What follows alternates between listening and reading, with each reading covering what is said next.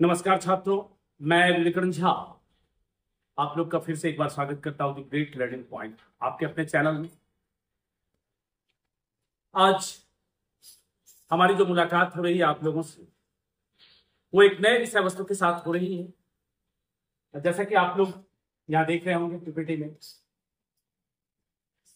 CTET से related जो महत्वपूर्ण विषय वस्तु है CDP, child development and pedagogy, इसके कुछ क्वेश्चंस को लेकर के मैं आपके साथ आया। जहां तक लोग मुझे जानते हैं इस एरिया के, वो तो हमसे लाभान्वित होते रहे लगातार, लेकिन मेरी मंशा थी कि जो कुछ मेरे अंदर नॉलेज है वो दूर दूर तक लोगों तक पहुंचे और उन्हें पता चले। इस उद्देश्य के साथ मैं ये वीडियो बनाना शुरू किया। अगर आपका सहयोग रहा तो मैं कोशिश करूंगा कि पूरा सिलेबस आप तक पहुंचाऊं। थोड़ा सा वक्त लग रहा है, लेकिन इसको मैं तेज खींचूंगा क्योंकि आपके एग्जाम तक ही आपको मुझे पूरा सिलेबस समझाना है। इससे पहले मैं ईवीएस का एक चैप्टर, संस्कृत का एक चैप्टर गद्यांश वाला, ये आप सबको दे चुका हूं। और सीडीपी में चूंकि चैप्टर वाइज 20-22 चैप्टर हैं, सबके क्वेश्चंस का डिस्कस करना होगा, समझाना होगा आपको एग्जाम क्रैक करने का तरीका। आप लगातार मेरे चैनल में बने रहिए, अपने दोस्तों से शेयर कीजिए। अगर मेरी बातें अच्छी लगती है, क्वेश्चन समझ में आते हैं तो लाइक जरूर कीजिए, सब्सक्राइब जरूर कीजिए, शेयर जरूर कीजिए। अब देखिए, मैं अधिक समय नहीं लूंगा, आज आपको मैं समझाना शुरू करता हूं। मुझे पता है कि आपका समय बड़ा वैल्यूएबल है, पर उसी कीमती समय में से कुछ समय हमें दे दीजिए। अगर हमें दे दीजिएगा, थोड़ा सा आपका डाटा खर्च होगा, लेकिन जो नॉलेज मैं आपको दूंगा, मैं विश्वास रखता हूं कि आप निश्चित तौर पर में इससे बहुत अधिक अपने एग्जाम में सहयोग पाएंगे और एग्जाम के साथ साथ अपने दैनिक जीवन में भी सहयोग पाएंगे। मैं सारे विषयों को लेकर के चल रहा हूँ। 10 का भी कंटेंट दिया, 12th के भी कुछ कंटेंट दिए, उसके बाद सीडीपी का भी दिया, बीपीएससी का भी कुछ दे रहा हूँ। जैसे जैसे मुझे समय मिलता जा रहा है और आपका सहयोग मिलता जा रहा है, मैं लगातार आपके साथ जुड़ा हुआ हूँ और वीडियो देता रहूंगा। बस अगर अच्छा लगे तो सब्सक्राइब जरूर कर ले, लाइक शेयर जरूर करें। अब देखिए, ज्यादा समय तो मैं आपका नहीं लूंगा, यहाँ पर मैं चर्चा कर रहा हूँ। जैसे कि आप जानते हैं, मैं पहले भी बता चुका हूँ कि सीटेट में 30 मार्क्स तो सीडीपी का पूछा ही जाता है, जो प्रारंभिक होता है। उसके बाद 15 मार्क्स करके पेडागोजी के क्वेश्चंस सभी पक्षों में होते हैं, यहाँ तक कि संस्कृत में भी होता है। लेकिन संस्कृत की अपने पेडागोजी नहीं है, वो हिंदी के ट्रांसलेट करके पूछे जाते हैं, और जो भी हैं उन सब में मैं आपको सपोर्ट करूंगा। ये सब बातें आप लोगों को पता है, मुझे समझाने की जरूरत नहीं है। आज कुछ चुनिंदा क्वेश्चंस हैं जो आपके सामने लाया गया है, उसको देखा जाए। तो इसको देखे। अब मैं शुरू करता हूं। आप लोग चैनल का नाम अपना प्यारी सी तरह बनाए रखिए, थोड़ा सा लंबा है लेकिन याद रख जाएगा, द ग्रेट लर्निंग पॉइंट। आपके चैनल का नाम क्या है? द ग्रेट लर्निंग पॉइंट, या विवेकानंद झा सर। सर नहीं भी लगाए, आप विवेकानंद झा याद रखिए, मेरी शक्ल तो याद हो ही जाएगी अगर वीडियो देखिएगा तो। इसलिए मैं चर्चा कर रहा हूं अब आज क्वेश्चन का। अगर समझ में आता है तो आप निश्चित तौर पर सपोर्ट कीजिएगा। अब देखिए, इंग्लिश वर्जन को लेकर मैं अभी नहीं चलूंगा, मैं हिंदी वर्जन को लेकर चलूंगा, क्योंकि हिंदी में समझने वाले छात्र अधिक होते हैं। हम हिंदी भाषी प्रदेश के निवासी, बिहार, उत्तर प्रदेश, झारखंड, सब हिंदी भाषी प्रदेश। हमें ज्ञात है कि हिंदी में यहाँ एग्जाम अधिक लोग लिखते हैं, इसलिए इंग्लिश पर मैं समय जाया नहीं करूंगा। क्वेश्चन आपके सामने है, कोई फर्क नहीं पड़ता है, मैं हिंदी में चर्चा कर रहा हूँ। अब देखिए, पहला क्वेश्चन मेरा कहता है, क्वेश्चन नंबर 1 है आपके सामने। क्वेश्चन नंबर 1 है, ये कह रहा है कि अनेक स्थितियों में विकास के विभिन्न क्षेत्र मानवीय क्षमताओं की व्याख्या करने में परस्पर प्रतिच्छेद करते हैं, तथापि विकास का कौन सा क्षेत्र प्रत्यक्ष रूप से बौद्धिक योग्यताओं जैसे कि समस्या समाधान, समालोचनात्मक चिंतन, तार्किकता की स्पष्टतया चर्चा करता है। अब मैं यहाँ जिक्र कर रहा हूं, आप क्वेश्चन को यहाँ तो हम देख ही रहे हैं, ये क्वेश्चन का कुछ नहीं है। अनेक स्थितियों में विकास के विभिन्न क्षेत्र मानवीय क्षमताओं की व्याख्या करने में परस्पर प्रतिच्छेद करते हैं। विकास के विभिन्न क्षेत्र आप जानते हैं कि हमारा विकास कैसा होता है। शारीरिक विकास होता है, मानसिक विकास होता है, बौद्धिक विकास होता है, भाषाई विकास होता है, सामाजिक विकास होता है। ये विभिन्न क्षेत्र जो है, इन सब में एक दूसरे के साथ संबंधित है। लेकिन अब कहता है कि यहां से क्वेश्चन का मान लीजिए आप, विकास का कौन सा क्षेत्र प्रत्यक्ष रूप से बौद्धिक योग्यताएं, बौद्धिक योग्यताएं मानसिक विकास से संबंधित होगी। किस विकास से संबंधित होगी? मानसिक। बौद्धिक क्षमता की जब बुद्धि से विशेषण बना, बौद्धिक। तो बुद्धि से विशेषण बना बौद्धिक। तो बौद्धिक क्षमताओं से योग्यताओं जैसे कि समस्या समाधान करना, समालोचनात्मक चिंतन करना, तार्किकता की स्पष्टतया चर्चा करता है। तो जब भी बौद्धिक हो गया तो आप यहाँ देखिएगा बौद्धिक में शारीरिक से संबंध नहीं है, संबंध है, एक दूसरे को प्रभावित करते हैं, पर यहाँ जो सोचना है हमको संज्ञानात्मक सोचना है। ये आंसर नहीं होगा, गत्यात्मक नहीं हो सकता है, सामाजिक नहीं होगा। आपका क्या होना चाहिए, बौद्धिक चिंतन से संबंधित जब भी आया तो संज्ञानात्मक, क्योंकि बुद्धि और संज्ञान एक दूसरे के पर्याय नाम। संज्ञानात्मक विकास कहते हैं हम उसी को मानसिक विकास कहते हैं। तो समस्या समाधान करना संज्ञानात्मक है। समालोचनात्मक चिंतन सोचना, तो सोचेंगे हम शरीर से तो नहीं सोचेंगे, अलग चीज है कि शरीर का एक अंग है मस्तिष्क, लेकिन सोचेंगे कहां से, मस्तिष्क से, बुद्धि से। तो ये हो गया संज्ञानात्मक विकास इसका आंसर। आप गौर से देखिएगा, फिर से देखिएगा विकास का कौन सा क्षेत्र प्रत्यक्ष रूप से बौद्धिक योग्यता जैसे कि समस्या समाधान, समालोचनात्मक चिंतन और तार्किकता की स्पष्ट चर्चा करता है, ये हो गया संज्ञानात्मक। हम उम्मीद करते हैं कि क्वेश्चन समझ में आ गया होगा आप लोगों को। तो क्वेश्चन समझ में आ गया होगा। तो अब यहाँ पर 2-3 पॉइंट्स मैं आपको समझा रहा हूँ। समस्या समाधान करना, तो समस्या समाधान कैसे होगा, सोच कर। समस्या समाधान कैसे करेगा बच्चा, सोच कर। समालोचनात्मक चिंतन, तो चिंतन कैसे करेगा, मस्तिष्क। तो क्या जवाब होना चाहिए, संज्ञानात्मक। दैट्स क्लियर, ये क्लियर हो गया पहला क्वेश्चन। अब चलिए अगले क्वेश्चन की ओर हम चलते हैं। अगला क्वेश्चन,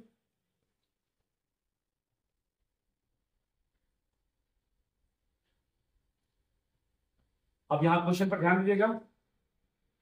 विकास डैश से डैश की ओर बढ़ता है।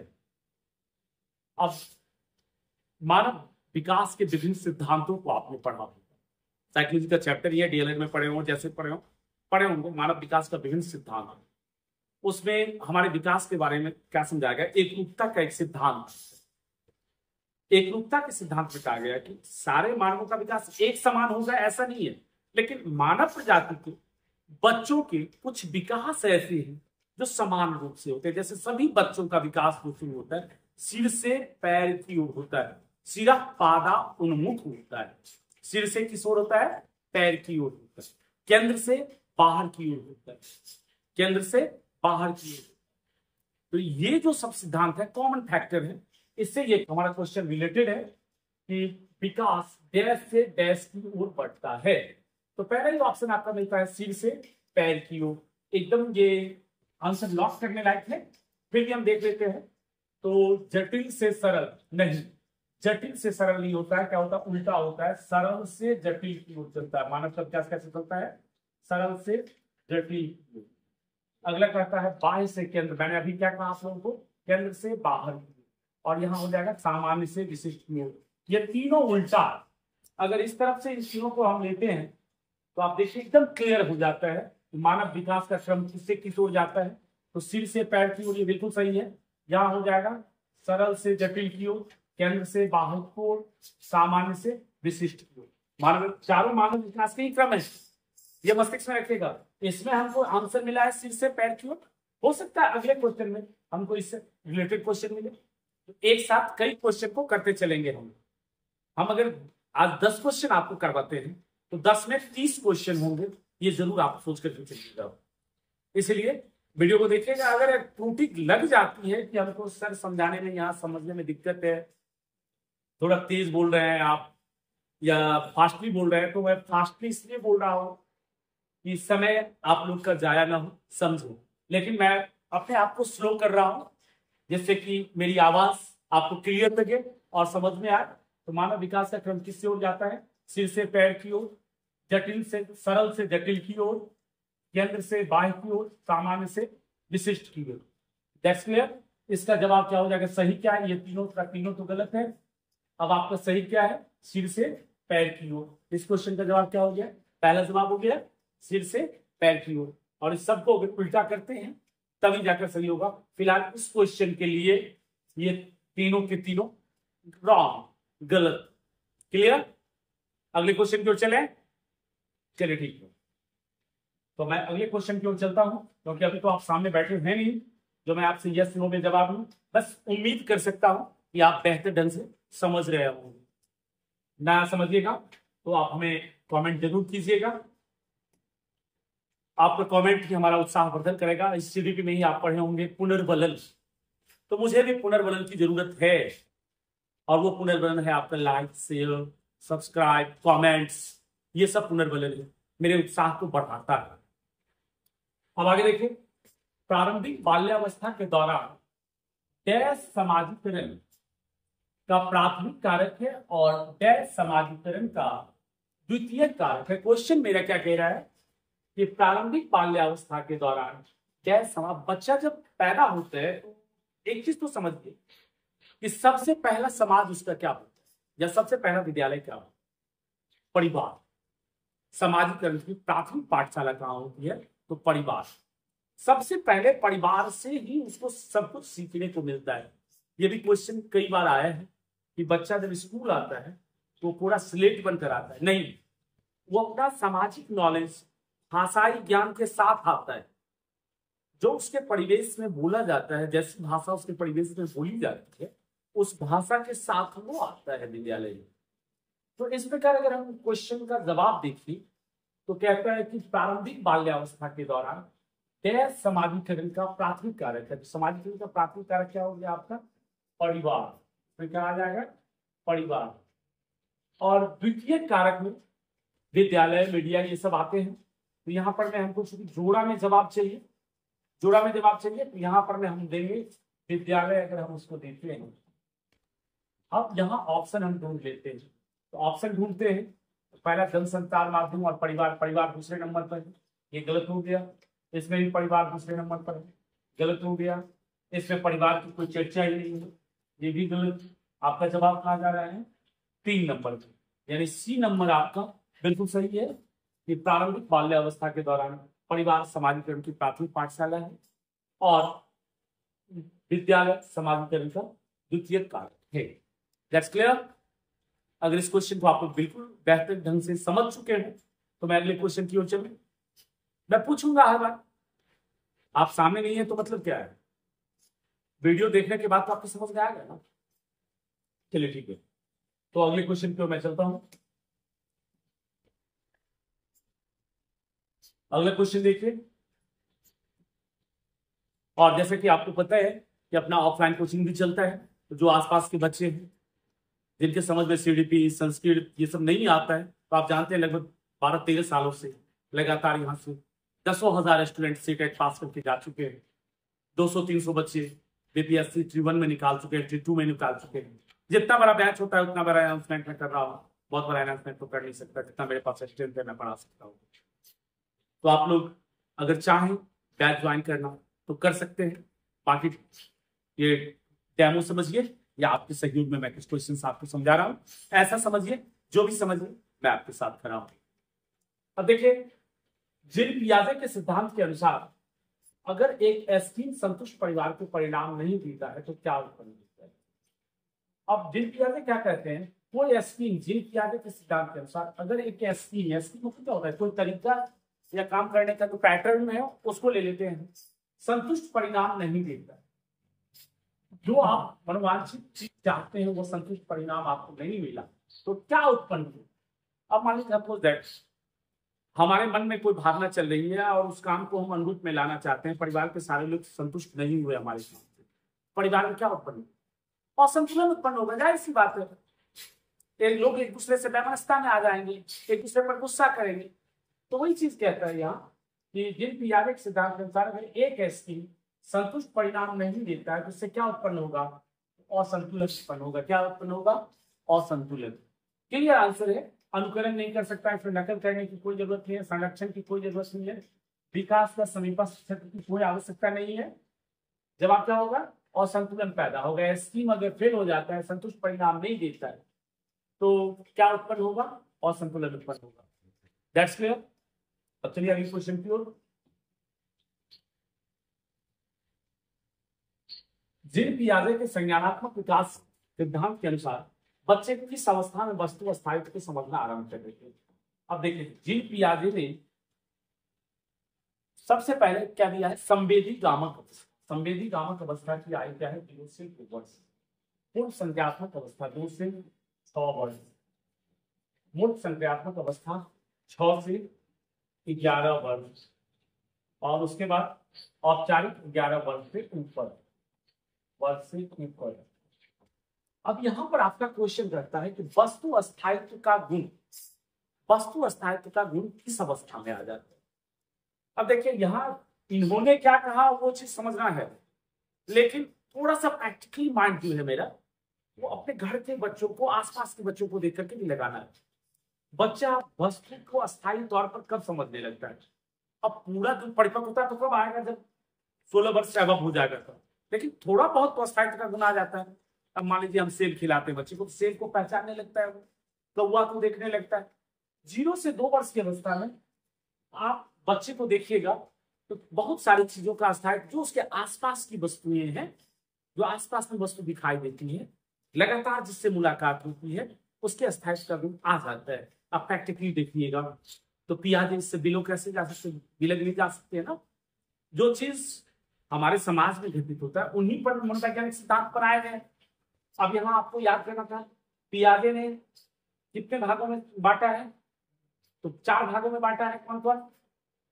संवेदी गामक अवस्था, पूर्व संक्रियात्मक अवस्था, मूर्त संक्रियात्मक अवस्था, औपचारिक संक्रियात्मक अवस्था। अब इस सबका डिफिनेशन देने में बहुत टाइम लग जाएगा, तो ये तो मैं किसी, जब वीडियो में आगे चलेंगे तो हम धीरे धीरे बताते रहेंगे। अगले वीडियो वगैरह में जिन पियाजे पर मैं स्पेशल वीडियो बनाऊंगा जिसमें सारा कुछ आप लोगों को मिलेगा। फिलहाल हमको ये समझना है कि वस्तु अस्थायित्व का गुण किस अवस्था में आता है? संवेदी गामक अवस्था में। किस अवस्था में आता है? संवेदी गामक अवस्था, जिसका आयु वर्ग क्या हो गया? 0 से 2 वर्ष। क्लियर? एक क्वेश्चन आपका यहाँ क्लियर होता है। दूसरा क्वेश्चन, कितने भागों में संज्ञानात्मक अवस्था को बांटा है? तो 4 भागों में बांटा है। जिन पियाजे का क्या है? संज्ञानात्मक सिद्धांत। मस्तिष्क का विकास कैसे कैसे होता है, बच्चों का विकास कैसे कैसे होता है। 3 बच्चों मनोवैज्ञानिक है, डेफिनेटली इनसे क्वेश्चन पूछना ही पूछना है। ले बायगॉत्स्की, जिन पियाजे और कोहलबर्ग, इन तीनों का क्वेश्चन लगातार आता है और तीनों को आप पढ़िएगा।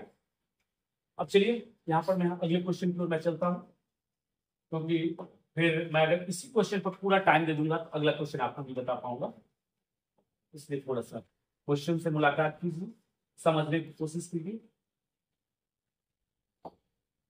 अब देखिए रमन के समूह हेंज की दुविधा प्रस्तुत की। अब यहाँ रमन के समूह और हेंज की दुविधा, क्वेश्चन में कंफ्यूज मत होइएगा, क्यों? रमन भी एक नाम है और हेंज भी एक नाम है, ठीक है। तो रमन के समूह हेंज की दुविधा प्रस्तुत की गई। अब दुविधा क्या है इस पर में हम जिक्र करते हैं। उसने प्रतिक्रिया व्यक्त की कि हेंज को पैसा नहीं चुराना चाहिए। उस दुविधा के बाद रमन का वक्तव्य है कि हेंज को पैसा नहीं चुराना चाहिए क्योंकि चोरी करना अपराध है और ऐसा करने से समाज में अव्यवस्था पैदा होगी। वर्तमान में रमन नैतिक विकास की किस अवस्था में है? तो समाज को चलाने के लिए एक कानून और व्यवस्था बनाई गई है। देखिए इसमें आज्ञाकारिता नहीं रहता, दंड अभिविन्यास रहता है। तो आज्ञा और दंड अनुपालन अभिविन्यास रहता तो हम इसके साथ चल सकते, लेकिन अभी हम इसके साथ नहीं चलेंगे। ठीक, यांत्रिक उद्देश्य होना ही नहीं है, यंत्र के भांति कुछ है ही नहीं। अच्छा लड़का अच्छा लड़की होना ही नहीं, स्वयं से वो संबंध रखता है। यहाँ पर में हम अगर आते हैं अब आगे तो हमारे पास बच जाता है क्या? लॉ एंड ऑर्डर, ऑर्डिनेशन, कानून एवं व्यवस्था।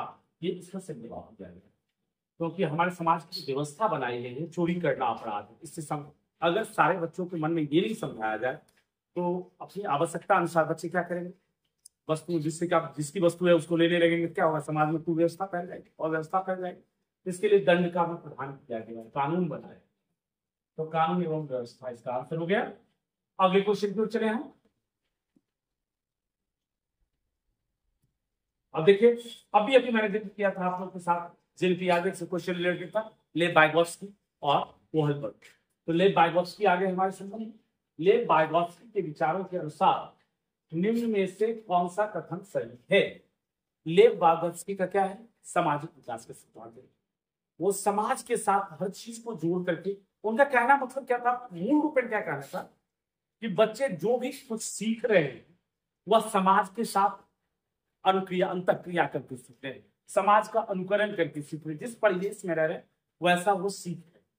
उनके कहने का मूल थीम ये था। अब जैसे कि जिन पियाजे ने क्या कहा, बच्चे के संज्ञानात्मक विकास पर निर्भर करता है कि कैसे कैसे वो विकास करेगा।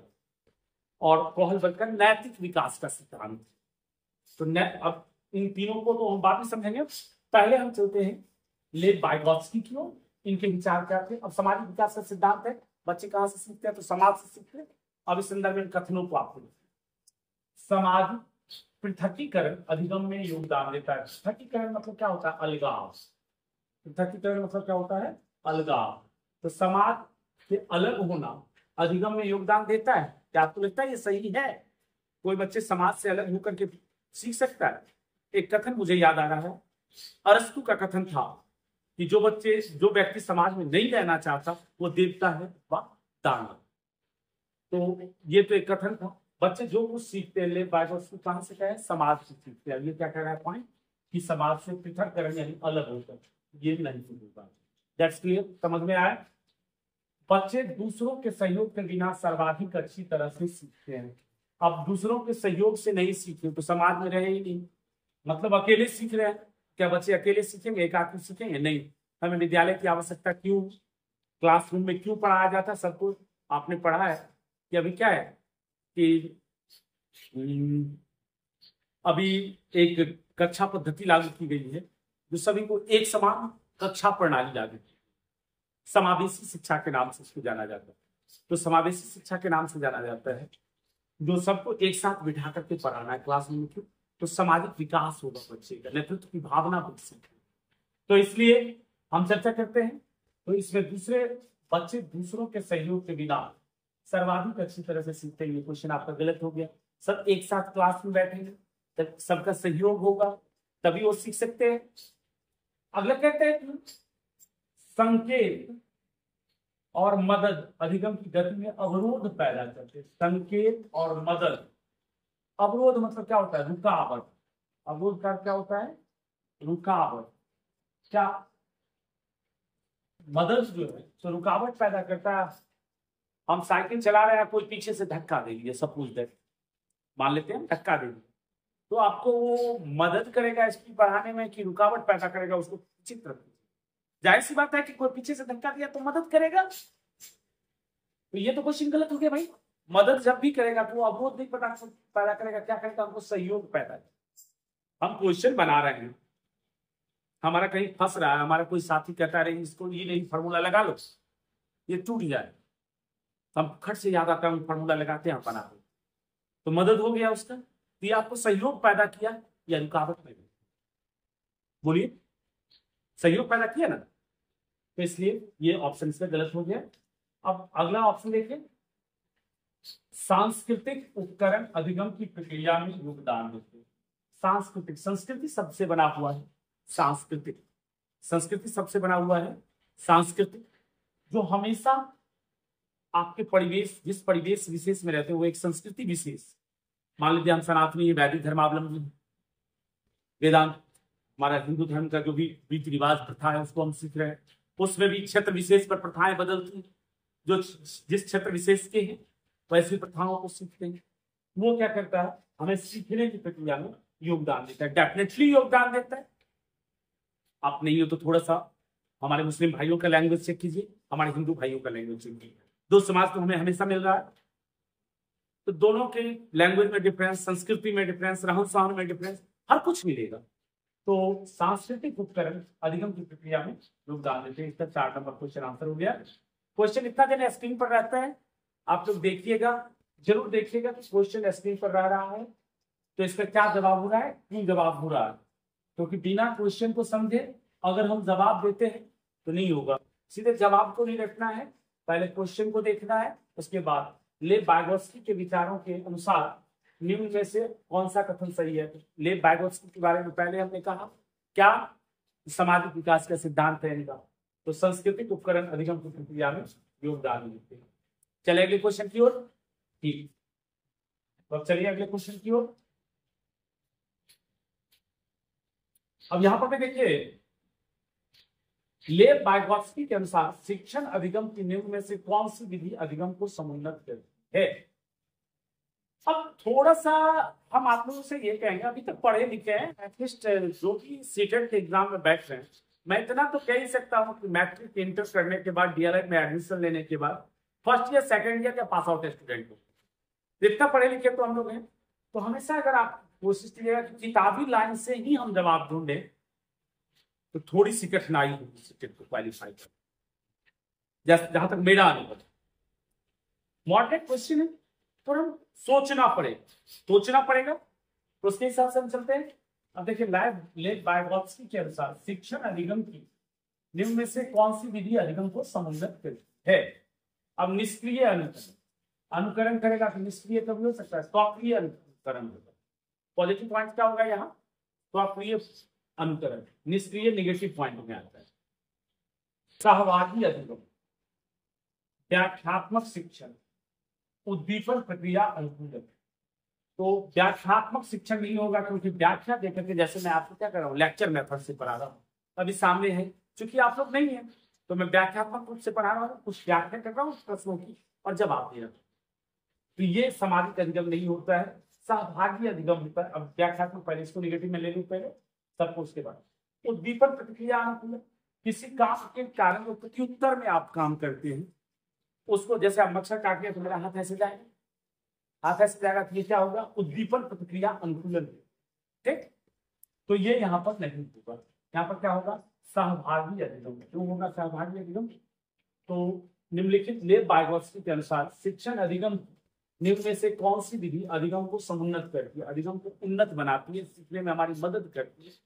तो सहभागी अधिगम, एक दूसरे के साथ बैठ करके जो कुछ सीखते हैं हम, यानी सामाजिक रूप से जो कुछ सीखते हैं। विद्यालय में क्या है? समाज का रूप है, कोचिंग क्या है? समाज का रूप है। तो जब हम सामाजिक रूप से सीखते हैं तो हमारे अधिगम को क्या बनाता है? उन्नत बनाता है, ऊपर की ओर ले जाता है, सीखने में हमारी मदद करता है। इसलिए हमारा जवाब क्या हो गया इस क्वेश्चन का? सहभागी अधिगम। दैट्स क्लियर, समझ में आ गया होगा। अगले क्वेश्चन की ओर हम लोग चले। सॉरी,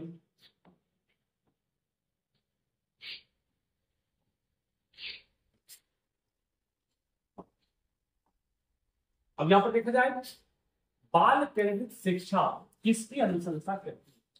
अब बाल केंद्रित शिक्षा मतलब क्या हो गया? शिक्षा के केंद्र बिंदु में कौन?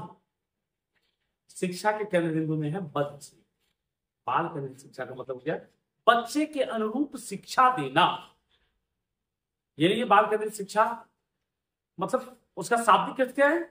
बच्चे के अनुरूप, जिस प्रकार से बच्चे को सहूलियत हो पढ़ने में, कठिनाई महसूस ना हो, जैसे वो सीख सके, जितना ही सीख सके उसके अनुरूप वैसे हम सिखाने की कोशिश करें।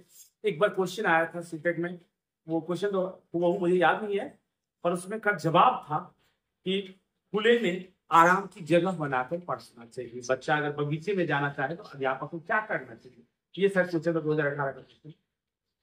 तो उसमें था बगीचे में जाना चाहे तो खुले में आराम से अगर वो सीखना चाह रहा है तो क्लासरूम से निकाल कर हम बाहर भी ले जा सकते हैं। ये किसका उदाहरण है? बाल केंद्रित शिक्षा का। बाल केंद्रित शिक्षा का अर्थ होता है बच्चे की सुविधा अनुसार बच्चे को पढ़ाना। अब यहाँ पर क्वेश्चन देख लीजिए, बाल केंद्रित शिक्षा किसकी अनुशंसा करती है? तो मानचित्रित पाठचर्या नहीं, जो मानक आधारित पाठचर्या है उस पर नहीं चर्चा करेगी। अब पुरस्कार और दंड का इस्तेमाल नहीं करेगी। यहाँ योग्यता के सत्तावादी मत का विकास नहीं करेगी। अब बस कौन जाता है आपका? वैश्विक भिन्नताओं पर ध्यान देना। ये चूंकि देखते मुझे आंसर आ गया था ब्रेन में तो मैंने इसको रख लिया क्योंकि ये सही है। अब सारे बच्चे अलग अलग टाइप के होते हैं, कोई एक बार में सीख जाएंगे, आईसी लेवल सबका अलग अलग होता है, सबका परिवेश अलग अलग है, तो सीखने की क्षमता भी अलग अलग होती है। तो कोई एक बार में सीख जाएगा, कोई 2 बार में सीखेगा, कोई खेल विधि से सीखेगा, कोई व्याख्यान विधि से सीखेगा। ये जो व्यक्तिगत भिन्नता है, क्यों 30:1 का टीचर शिक्षक और छात्र अनुपात दिया गया? 30:1 का इसलिए दिया गया कि 30 बच्चे को आसानी से एक टीचर देख सकते हैं कि कौन कैसे सीखता है, किसकी क्या आवश्यकता है, कैसे सिखाया जाए। ये क्या है? उसकी व्यक्तिगत भिन्नता, व्यक्तिगत भिन्नता को ध्यान में रख करके उसको अगर सिखाया जाता है, ये होता है। अर्थात बाल केंद्रित शिक्षा किसकी अनुशंसा करती है? कि व्यक्तिगत भिन्नताओं पर ध्यान देना। बाल केंद्रित शिक्षा किसकी अनुशंसा करती है? तो व्यक्तिगत भिन्नताओं पर में ध्यान देना। क्लियर हो गया आप लोगों का क्वेश्चन? अब अगर ये क्वेश्चन क्लियर हो गया तो हम अगले क्वेश्चन की ओर चलते हैं। अब देखिए, हार्वर्ड गार्डनर के बुद्धि के सिद्धांत के अनुसार, अब हार्वर्ड गार्डनर ने बहुबुद्धि सिद्धांत दिया है। आपको संक्षिप्त है, पूरा डिटेल अगले वीडियो वगैरह में दूंगा मैं। अभी मैं शॉर्टली आप लोग को समझा दूं कि हार्वर्ड गार्डनर ने बहुबुद्धि सिद्धांत दिया है। बुद्धि को 8 प्रकार में बांटा है। कितने भाग में बांटा है? 8 प्रकार में, यानी एक टाइप में बांटा है बुद्धि को। कि वो इनका मानना है कि सभी व्यक्तियों में कुछ बुद्धि की तो समानता होती है, लेकिन विशेष क्षेत्र में बुद्धि अलग अलग टाइप का होता है। हार्वर्ड गार्डनर का ये मानना था। जैसे सांगीतिक बुद्धि हो गई, जो संगीत में चला गया। स्थानिक बुद्धि प्लेन में चलने वाला। भाषा में चर्च है तो भाषाई बुद्धि हो गया। इस टाइप से उन्होंने 8 भागों में बुद्धि को बांट दिया है और बुद्धि के बारे में बताया है। तो यहाँ पर क्वेश्चन है कि हार्वर्ड गार्डनर के बहुबुद्धि सिद्धांत के अनुसार बुद्धि क्या है? बुद्धि क्या है इसको देखिए।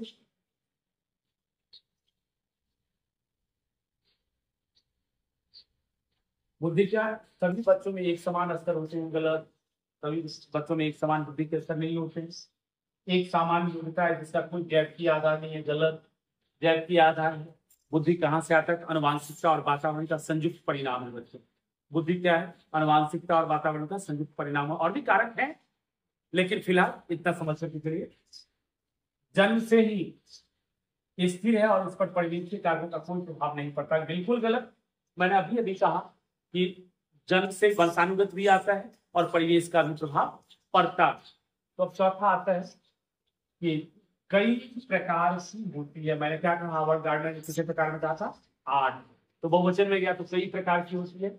ये पॉइंट उनका सही है। और व्यक्तियों के पास विभिन्न प्रकार की बुद्धि विभिन्न स्तर की होते हैं। बिल्कुल एब्सोल्युटली राइट।